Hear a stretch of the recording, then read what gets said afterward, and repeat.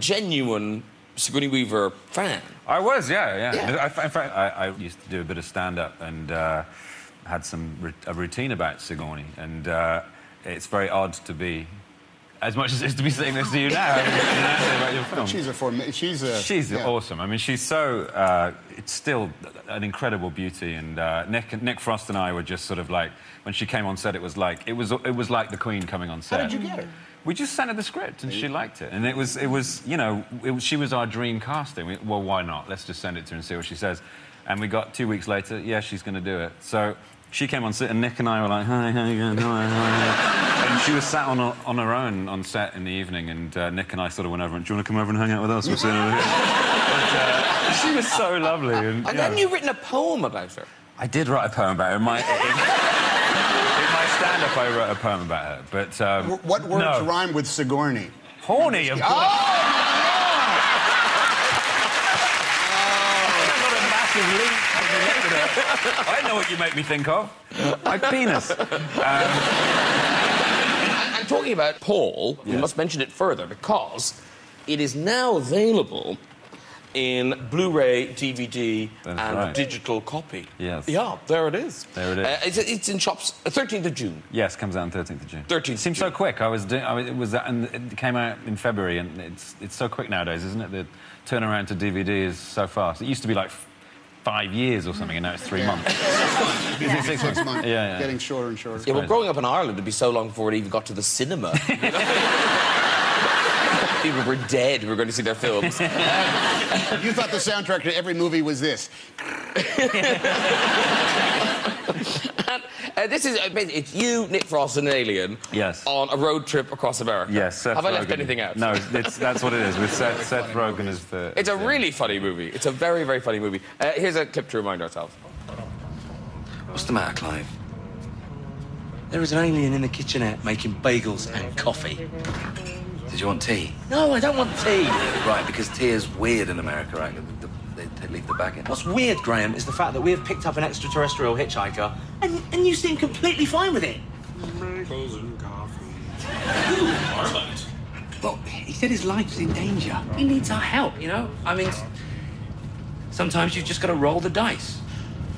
What if we wake up and find him inserting a probe into our anus? Apparently they don't do that. Anyone want one of these? Anyone? Anyone?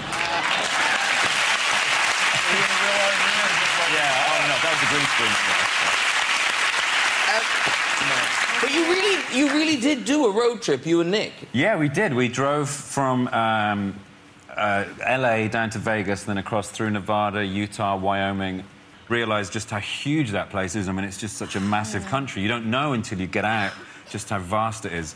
And we nearly died a couple of times. We met some hicks. A lot of it went into the script. There's a couple of guys we meet in the film played by Dave Kettner and Jesse Plemons in the Little Alien, which is the little diner on the edge of Area 51.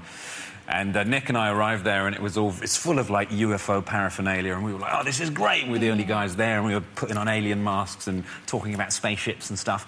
And then these two guys came in, like, hunting suits with rifles on their backs, and we just went... And everything went really quiet, and we just sort of left really frightened, and we thought, what if they catch up with us and it's going to be like Deliverance? They're going to, you know, do things to us. You've got to get to America a little more often. It's the first time since Deliverance. No, And Nicole, you kind of grew up in the middle of nowhere, didn't you? I was born in Hawaii, and then I grew up in Louisville, Kentucky. Is that the middle of nowhere? Yeah, it sounds kind of. like it. Mm-hmm. Yes. Midwest South. Were your parents insane that they would leave Hawaii for Louisville, Kentucky, and not vice versa? I'm making a joke. I don't want to offend your parents. I love it. No, I love it in both places because it's still really like homey and just grounded, and I'm real close to my family. But did you have, like, jobs and things growing up? Like, you seem too pretty to be there. Do you know what I mean? You were kind of like, no, she's not one of us. We're sending her to L.A. Oh, it was a little awkward in Kentucky. I didn't have many people that looked like me, and I did have one... Or indeed anywhere. I had one really fun job. I worked at the Kentucky Kingdom Amusement Park, and I was a part of the entertainment department. And when you're a part of the entertainment department, everyone has to take turns playing King Louie, Kentucky Kingdom's mascot, which is a big, ginormous king lion. So I played King Louis. So they put you in a full lion suit? Yeah. I have to get a picture of it. It's really funny because, like, you had to take turns. Some guys were, like, 6'3", and then I was, like, really short, and so mine had, like, my King Louis had, like, a lot of cankles, like, ankle rolls. We have to do, like, a full-on performance. So you'd have to be King Louis, this huge lion with this crown, and you'd have to perform, and it was really hot, and you're, like, inside, and you're, like... But it must have stank in there. It was disgusting. It was really rank, I'm not gonna lie. And there was a thing that just came out at that time called Febreze. You know? Oh, Febreze is amazing. No, it does not work. It's disgusting. How long would you have to be in this suit at a time? Oh, gosh, a couple hours at a time. Oh. Would the suit dry out before you had to get back in it? It wouldn't. That's why you just keep squirting the Febreze on there. What was the name of this? King Louis? King Louis the Lion at Kentucky Kingdom. They're probably still using the same suit. They probably are. He probably just walks around on his own now. Like, just infused with the DNA of... Yes, exactly. The bacteria is taking over. It has a life of its own. Yeah.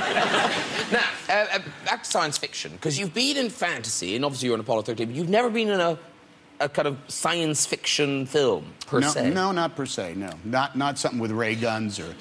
I mean, when my entire family went and worshipped at the feet of Star Trek, all I could say that those guys are having so much fun. Look at those phasers, man. Oh, jeez, they get to go on the... Oh, he gets to sit in that chair. He gets to sit in the com. He gets to run the Enterprise. Oh, man. How come I can't do that? I never get to. What a jip. We're doing more, you know. Well, I'm gonna... When the Romulans make friends, when they have the, let me play a peaceful Romulan, man. I think that'd be fun. Because you are a genuine big science fiction fan, aren't you, Simon? So when you got the call for Star Trek, you were genuinely excited. We've got a picture that you took of yourself trying on the costume. Oh, you can see that the phone hands there like that. It's like taking my own. Do you like Star Trek? Yeah. Do you? Mm-hmm. You don't have to say that. I like the ear dudes and stuff, yeah. Yeah, ear dude suggests not a huge fan. Even I can stretch to Spock. The ear dude. Ear dude. You were doing so well. The ear dude and the rocket ship and the Martians, you really dig that stuff. Yeah. But no, you love Star Trek. I grew up watching it. It was on every night at 6 o'clock. And we'd have competitions to see. I'd be on the phone with my buddy at his house, and we'd be both have it on Channel 2. It was on at 6 o'clock. We'd have a competition to see who could scream out the episode the soonest. Yeah. Well, now, listen, we alerted each of you to the fact that you are both Star Trek fans. And I believe you've both prepared some Trekkie trivia questions. So, Nicole, if you want to pop the kettle on, I'll be tidying my desk. Simon, have you got your questions? I have. Tom? Oh, I'm sorry, I left them in my dressing room. Very good, Oscar winning. If only there was some way to transport you there quickly. Hey, wait a minute. The guy who plays Scotty might know how to get my body broken down into molecules, transported to the dressing room and back, and I could get the questions that way, perhaps. I do. I have some experience of matter transfer. In fact, I've taken the liberty of bringing with me my own personal transporter. Oh, Wow. So let's just energize.